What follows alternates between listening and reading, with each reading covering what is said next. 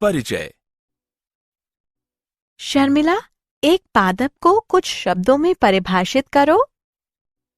यह प्लांटी जगत का प्रत्येक सदस्य बहुकोशिकीय अवयवों का बना होता है और प्रकाश संश्लेषण की प्रक्रिया द्वारा अपना भोजन स्वयं बनाता है।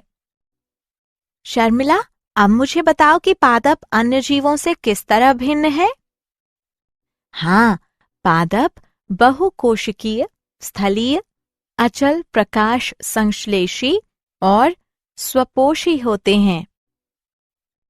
कुछ पादप जलीय होते हैं, ज्यादातर समुद्री, जैसे लाल, भूरे और हरे शैवाल। हाँ, इनमें से कुछ स्थलीय या भूमि पर उगने वाले पादप हैं। भूमि पर उगने वाले पादपों को आगे निम्न प्रभागों में बांटा गया है: थैलोफाइटा, ब्रायोफाइटा और ट्रैकियोफाइटा।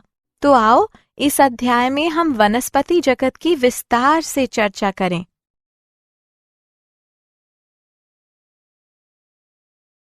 उद्देश्य।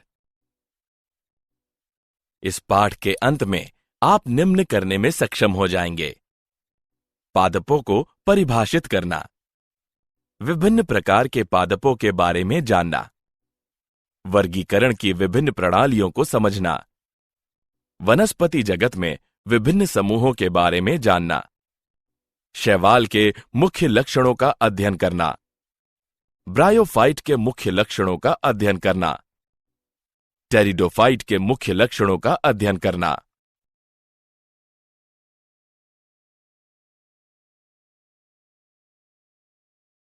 वर्गीकरण की कृत्रिम पद्धति। 1969 में विटेकर ने जीवित जीवों को 5 जगत में विभाजित किया। उदाहरण: मोनेरा, प्रोटिस्टा, फंजाई यानी कवक, एनिमेलिया और प्लांटी। प्लांटी जगत को मुख्य रूप से वनस्पति जगत के रूप में जाना जाता है। इस जगत में वे जीव आते हैं जो बहुकोशिकीय होते हैं, जिनमें कोशिका भित्ति और क्लोरोफिल होता है, अपना भोजन स्वयं बनाते हैं और एक जगह से दूसरी जगह तक शारीरिक रूप से गति नहीं करते हैं।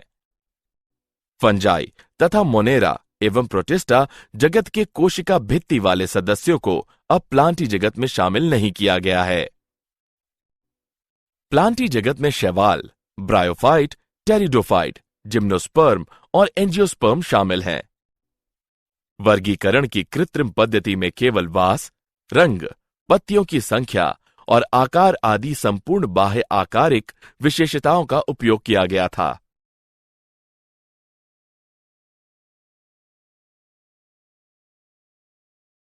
वर्गीकरण की प्राकृतिक पद्धति। वर्गीकरण की प्राकृतिक पद्धति जीवों के बीच प्राकृतिक संबंधों पर आधारित था तथा बाह्य गुणों के साथ साथ आंतरिक गुणों जैसे परारचना, शरीर, भ्रूण विज्ञान और पादप रसायन के रूप में समझा जाता है।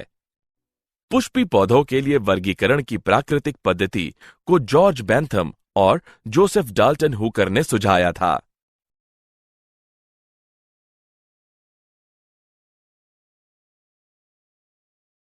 वर्गीकरण की जातिवृत्तीय पद्धति। वर्गीकरण की जातिवृत्तीय पद्धति, जो विभिन्न जीवों के बीच विकासीय संबंधों पर आधारित है, स्वीकार्य है। इस पद्धति के अनुसार जीव समान टैक्सा के सदस्य हैं, जिनके पूर्वज एक ही थे।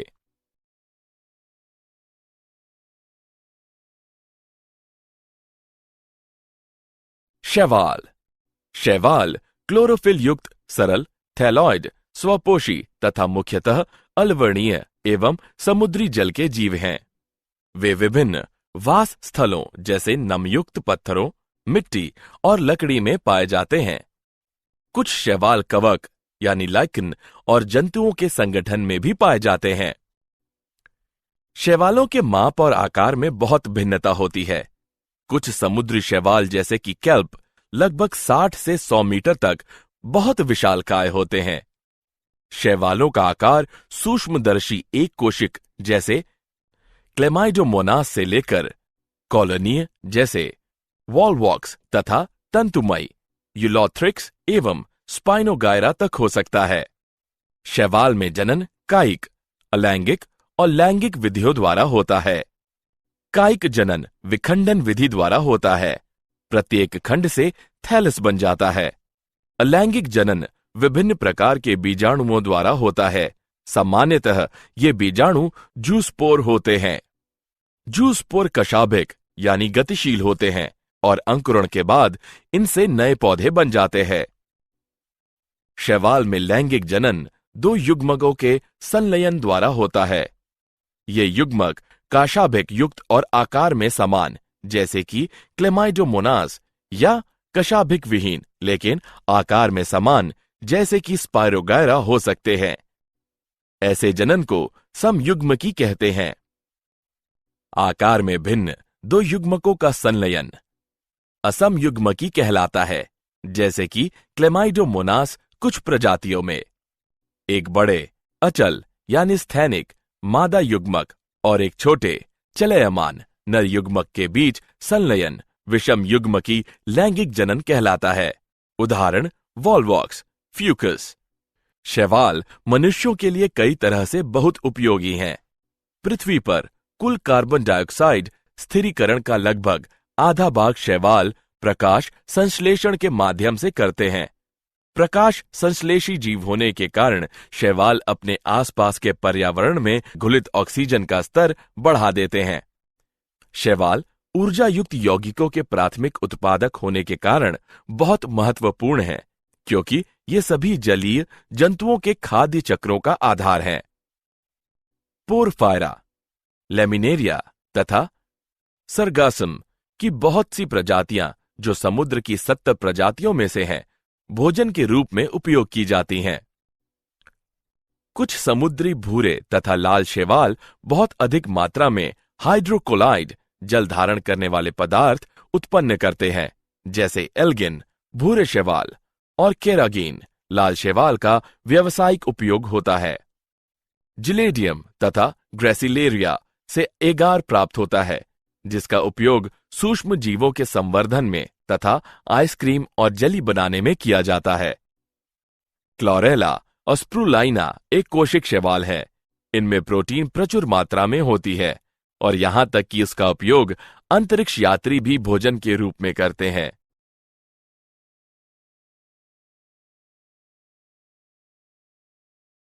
शैवाल का वर्ग क्लोरोफाइसी। शैवाल को 3 मुख्य वर्गों में विभाजित किया गया है: क्लोरोफाइसी, फियोफाइसी और रोडोफाइसी। क्लोरोफाइसी के सदस्यों को प्रायः हरा शैवाल कहते हैं। इनका पादप शरीर एक कोशिकीय कॉलोनी में अथवा तंतुमय हो सकता है। वर्णक क्लोरोफिल पर्णहरिम ए तथा बी के प्रभावी होने के कारण इनका रंग हरी घास की तरह होता है। ये वर्णक सुस्पष्ट क्लोरोप्लास्ट में सीमित होते हैं। विभिन्न प्रजातियों में क्लोरोप्लास्ट डिस्क प्लेट की तरह जालिकाकार, कप के आकार, सप्रिल या रिबन के आकार के हो सकते हैं। क्लोरोफाइसी के अधिकतर सदस्यों के क्लोरोप्लास्ट में पायरीनाइड नामक एक या एक से अधिक संग्रह निकाय पाए जाते हैं। पायरीनाइड में स्टार्च के अलावा प्रोटीन भी होती है। कुछ शैवाल तेल बुंदक के रूप में भोजन संचित कर सकते हैं। हरे शैवाल में प्रायः एक कठोर कोशिका भित्ति होती है, जिसकी भीतरी सतह सेल्यूलोज और बाहरी सतह पेक्टोज की बनी होती है। कुछ सामान्य रूप से पाए जाने वाले हरे शैवाल हैं क्लेमाइडोमोनास, वॉलवॉक्स, यूलोथ्रिक्स, स्पायरोगायरा और कारा।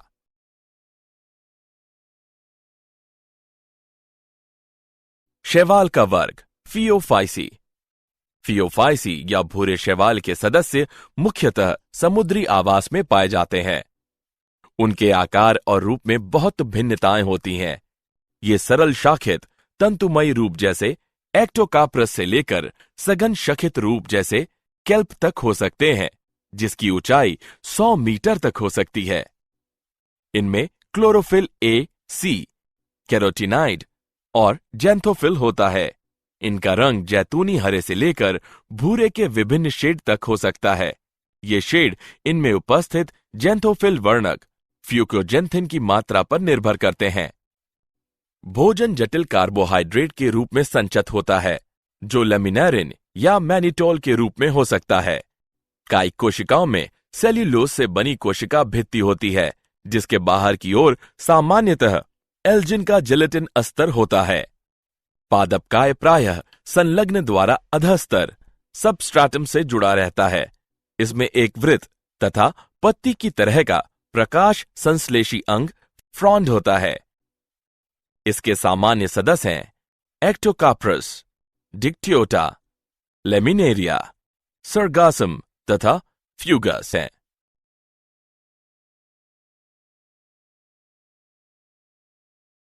शैवाल का वर्ग रोडोफाइसी। रोडोफाइटा को सामान्य रूप से लाल शैवाल कहते हैं, क्योंकि इनमें शरीर के लाल वर्णक R-फाइकोएरिथ्रिन की अधिकता होती है।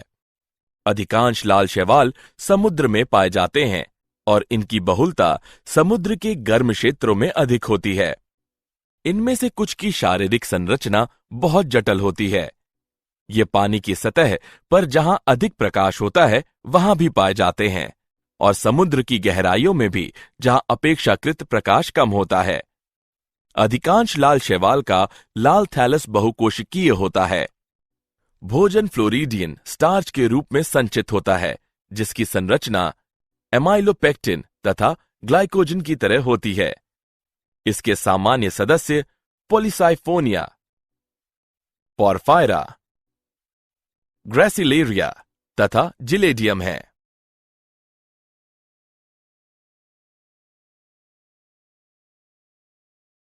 ब्रायोफाइट। ब्रायोफाइट वनस्पति जगत के जल स्थल चर्बी कहलाते हैं, क्योंकि ये पौधे भूमि पर भी जीवित रह सकते हैं, लेकिन लैंगिक जनन के लिए जल पर निर्भर करते हैं। ब्रायोफाइट में विभिन्न मांस और लिवरवर्ट आते हैं, जो प्रायः पहाड़ियों के नम छायादार क्षेत्रों में पाए जाते हैं। ब्रायोफाइट प्रायः नम, सीलन यानी आर्द्र तथा छायादार स्थानों में पाए जाते हैं। ब्रायोफाइट नग्न चट्टानों, मृदा पर पादप अनुक्रमण में महत्वपूर्ण भूमिका निभाते हैं। ब्रायोफाइट का पादपकाय थैलस की तरह और शयान अथवा सीधा होता है तथा एक कोशिक अथवा बहुकोशिक मूलाभ द्वारा सबस्ट्राटम से जुड़ा रहता है। ब्रायोफाइट में वास्तविक मूल, तना अथवा पत्तियां नहीं होती हैं। इनमें मूलसम, पत्तिसम तथा तनासम संरचनाएं होती हैं। ब्रायोफाइट की मुख्य पादपकाएं अगुणित होती हैं। ये युग्मक उत्पन्न करते हैं, इसलिए युग्मोदिभत कहलाते हैं। ब्रायोफाइट में लैंगिक अंग बहुकोशिकीय होते हैं। नर लैंगिक अंग पुंधानी कहलाते हैं। ये द्विकशाभिक पुमंग उत्पन्न करते हैं। मादा लैंगिक अंग को स्त्रीधीनी कहते हैं। यह फ्लास्क के आकार का होता है, जिसमें एक अंड होता है। पुमंग को पानी में छोड़ दिया जाता है, जहां ये स्त्रीधानी के संपर्क में आते हैं। एक पुमंग अंडे से संगलित होकर युग्मनज बनाता है। युग्मनज में तुरंत न्यूनीकरण विभाजन नहीं होता है। स्पोरोफाइट मुक्तजीवी नहीं है, बल्कि यह प्रकाश संश्लेषी युग्मोदिभत से जुड़ा रहता है और इससे अपना पोषण प्राप्त करता रहता है। स्पोरोफाइट की कुछ कोशिकाएं अगुणित बीजाणु उत्पन्न करने के लिए न्यूनीकरण विभाजन यानी अर्धसूत्रण करती हैं। यह बीजाणु अंकुरित होकर युग्मगादिभत में विकसित हो जाते हैं। स्फेग्नम एक मांस की कुछ प्रजातियां पीठ प्रदान करती हैं, जिसका उपयोग लंबे समय से ईंधन के रूप में और पानी को रोकने की इसकी क्षमता के कारण सजीव पदार्थों के पोतांतरण के लिए पैकिंग सामग्री के रूप में किया जा रहा है।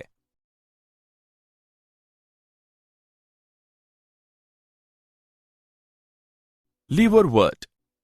ब्रायोफाइट लीवरवर्ट और मांस में विभाजित हैं।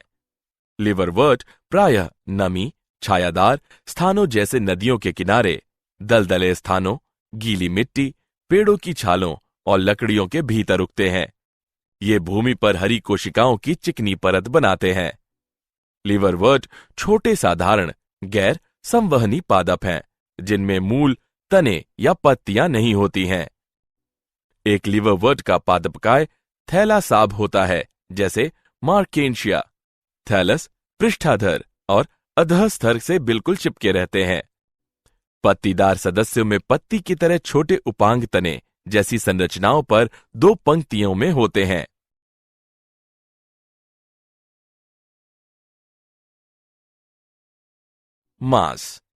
मांस छोटे साधारण गैर संवहनी पादप हैं, जिनमें तना और पत्तियां दोनों होते हैं, लेकिन जड़ें नहीं होती हैं। मांस गैर संवहनी माने जाते हैं और लीवरवर्ट के साथ वर्गीकृत हैं, क्योंकि इनके संवहन ऊतक बहुत साधारण होते हैं। दोनों का जीवन चक्र एक समान होता है। लाइकेन समेत मांस सर्वप्रथम ऐसे जीव हैं जो चट्टानों पर उगते हैं और इसलिए इनका पारिस्थितिक दृष्टि से बहुत महत्व है। इन्होंने उच्च पादपों की वृद्धि हेतु उचित अधस्तर बनाने के लिए चट्टानों को अपघटित किया। चूंकि मांस मिट्टी पर एक सघन परत बना देते हैं, इसलिए वर्षा की बौछारें मृदा को अधिक हानि नहीं पहुंचा पाती और इस प्रकार ये मृदा अपक्षरण को रोकते हैं। मांस के सामान्य उदाहरण फ्यूनेरिया, पॉलीट्राइकम और स्पैग्नम हैं। मांस जंतुओं के लिए भोजन के रूप में भी उपयोग किया जाता है, जैसे स्नेल यानी घोंघे और वर्म यानी कीड़े मांस खाते हैं। ये मिट्टी को बहने से रोकने में भी सहायता करते हैं। कुछ मांस चट्टानों पर उगते हैं और उसे मिट्टी में अपघटित कर देते हैं। मिट्टी में पानी की मात्रा में वृद्धि करने के लिए पीट मांस को मिट्टी में मिलाया जाता है।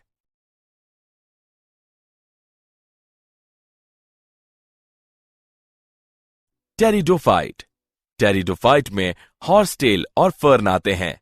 टेरिडोफाइट का उपयोग औषधीय प्रयोजनों के लिए और मृदा योजक के रूप में किया जाता है। ये प्रायः सजावटी पौधे के रूप में उगाए जाते हैं। विकास की दृष्टि से ये स्थल पर उगने वाले सर्वप्रथम पौधे हैं, जिनमें संवहन, ऊतक, जाइलम और फ्लोएम होते हैं। टेरिडोफाइट प्रायः ठंडे, नम, छायादार स्थानों पर पाए जाते हैं, यद्यपि कुछ रेतीली मिट्टी में भी ये अच्छी तरह से उगते हैं। टेरिडोफाइट में मुख्य पादपकाएं बीजाणुदिभद स्पोरोफाइट हैं, जो कि वास्तविक मूल तना और पत्तियों में विभेदित होते हैं। स्पोरोफाइट में सुस्पष्ट संवहन ऊतक होते हैं। टेरिडोफाइट में पत्तियां छोटी यानी लघुपर्ण, उदाहरणतः सिलेजिनेला, अथवा बड़ी बृहत पर्ण होती हैं, जैसे फर्न। स्पोरोफाइट में बीजाणुधानी होते हैं, जो बीजाणुपर्ण कहलाने वाली पत्ती जैसे उपांगों पर लगी रहती हैं। कुछ स्थितियों में बीजाणुपर्ण स्ट्रॉबेरी या शंकु सिलेजिनेला इक्विसीटम कहलाने वाली सुस्पष्ट सघन संरचना बना सकते हैं। बीजाणु गैर संवहनी पादपों की जनन कोशिकाएं हैं। फर्न के पौधे की पत्तियों के पृष्ठभाग पर छोटे काले बिंदुओं की पंक्ति होती है। यह छोटे बिंदु हानिकारक नहीं होते हैं। इनमें बीजाणु कहलाने वाली असंख्य छोटी जनन कोशिकाएं होती हैं। बीजाणुधानी में बीजाणु मात्र कोशिकाओं में अर्धसूत्री विभाजन होने के कारण बीजाणु उत्पन्न होते हैं। बीजाणु अंकुरित होने पर एक अस्पष्ट, छोटे लेकिन बहुकोशिकीय, मुक्तजीवी, अधिकांशतः प्रकाश संश्लेषी थैलाम युग्मकोदिभद बनाते हैं, जिसे प्रोथैलस कहते हैं। वृद्धि करने के लिए इन युग्मकोदिभद को ठंडे, नम, छायादार स्थानों की जरूरत होती है। युग्मकोदिभद के नर तथा मादा लैंगिक अंग होते हैं, जिन्हें क्रमशः पुंधानी तथा स्त्रीधानी कहते हैं।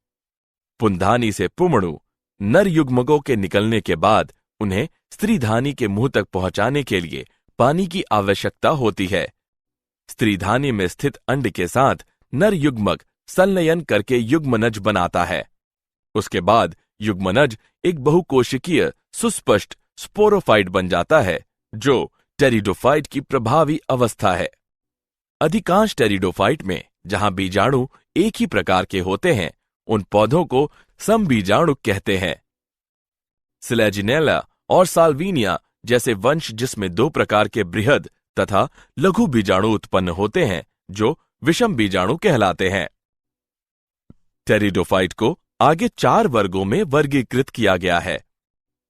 साइलोप्सीडा, Psilotum, Lycopsida, Selaginella Lycopodium, Sphenopsida, Equisetum, Pteropsida, Dryopteris, Pteris, एडिएंटम।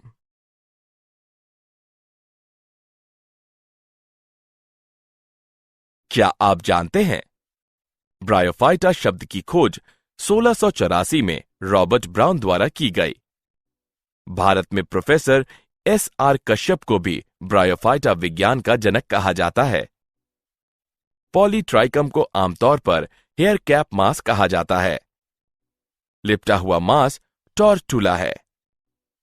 Sphagnum को बिग मास भी कहा जाता है। फ्यूनेरिया को आमतौर पर कार्ड मास कहा जाता है। टेरिडोफाइट को वनस्पतिक सप्र भी कहा जाता है। शब्द टेरिडोफाइटा की खोज अर्नेस्ट हैकेल द्वारा की गई।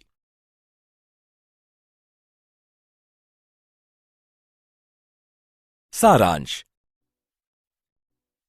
आइए हमने जो कुछ सीखा है उसे संक्षेप में दोहराएं। वनस्पति जगत में शैवाल, ब्रायोफाइट, टेरिडोफाइट, जिम्नोस्पर्म और एंजियोस्पर्म शामिल हैं। शैवाल क्लोरोफिल युक्त सरल, थैलासाब, स्वपोषी और मुख्यतः जलीय जीव हैं। वर्णक के प्रकार तथा भोजन संग्रह के प्रकार के आधार पर शैवाल 3 वर्गों में विभक्त किए गए हैं। ये हैं क्लोरोफाइसी, फियोफाइसी और रोडोफाइसी। ब्रायोफाइट वे पौधे हैं जो मिट्टी में उग सकते हैं, लेकिन उनका लैंगिक जनन पानी पर निर्भर करता है। ब्रायोफाइट का मुख्य पादपकाय उगमक उत्पन्न करने वाला होता है, जो युग्मकोदिभद कहलाता है। टेरिडोफाइट में मुख्य पौध स्पोरोफाइट है, जो वास्तविक मूल, तना और पत्तियों में विभेदित होता है। इन अंगों में अच्छी तरह से विभेदित संवहन ऊतक होते हैं। स्पोरोफाइट पर बीजाणुधानी होती हैं, जिसमें बीजाणु बनते हैं। बीजाणु अंकुरित होकर युग्मकोदिभद बनाते हैं, जिसे उगने के लिए ठंडे, नम स्थानों की जरूरत होती है।